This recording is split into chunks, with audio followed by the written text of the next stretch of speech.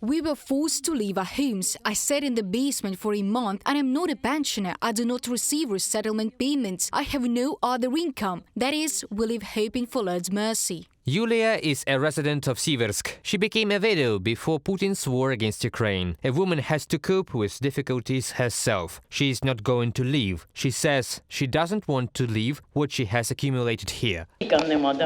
There have been no windows in the house since August the 18th last year. 3 windows. I covered them myself this year. Starting back in August, I stuffed them with warm blankets, first with old ones, then with a plaid band, and using small nails, I installed a rubberized tarpaulin. It became much better. I survived winter, but it's impossible. I heated it, but firewood is not it. It's warm as long as it burns. Residents of the Siversk community are still only dreaming of peace and tranquility. Yesterday it was kind of quiet, but 3 days ago I had no words. It was shelling around the clock. Around the clock. That's awful. I didn't know what to do, although I began to understand where it was flying. You know, at least some kind of orientation. It's impossible to stay in the basement. Rats are already there. I cover everything so that it is clean, packed. I hide everything. But then I see I put the rat poison ones and there was one rat on the surface and another one a little further away. Before the full-scale Russian war, more than 10,000 civilians lived in the Siversk community. Today there are about 1,200 left. The community has been under constant shelling for a year and a half. There is no electricity, no gas, no water, no internet. We still deliver firewood and pallets to warming stations. Do you also deliver that to every house? Yes, we will provide firewood to every person in every house for free, as long as there are still people who say they have nowhere to go. We no longer have children in our community. The last child was taken out 3 months ago. We try to do as much as possible to help people.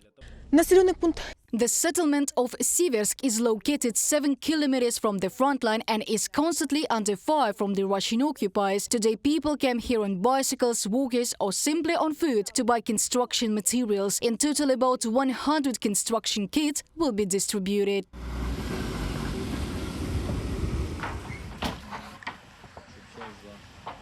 Siversk is located the closest to the front line compared, of course, with some other cities. So a standard set from the UN Refugee Agency was brought here. The Proliska humanitarian mission will distribute 100 construction kits for quick emergency repairs after shelling of residential buildings. As usual, wood, boards, screws, foam and tarpaulin are included. And now people will come here and receive construction kits.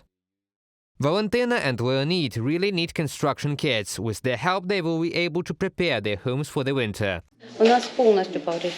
Our house is completely damaged. We're maintaining the basement only to survive, because there is no material. We live in basements.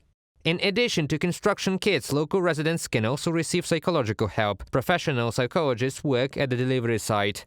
During the period when people took numbers, stood in a queue, received kits, we communicated with them, talked to them. They talked about their life situations, about problems that they have here now, and they have enough problems.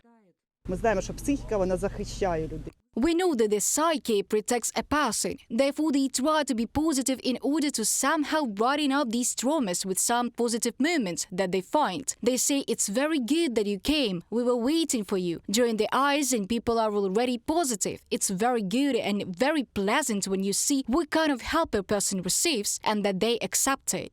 With the advent of the office of the Proliska humanitarian mission in Dobropilla, the amount of assistance provided here will increase. Previously, it was transported from Kharkiv or Dnipro. This complicated the logistics. Now, representatives of the organization will be able to provide assistance throughout the region more quickly. Reported by Anastasia Volkova, Diana Kolesnik, Pavlo Shtelmach, UATV News.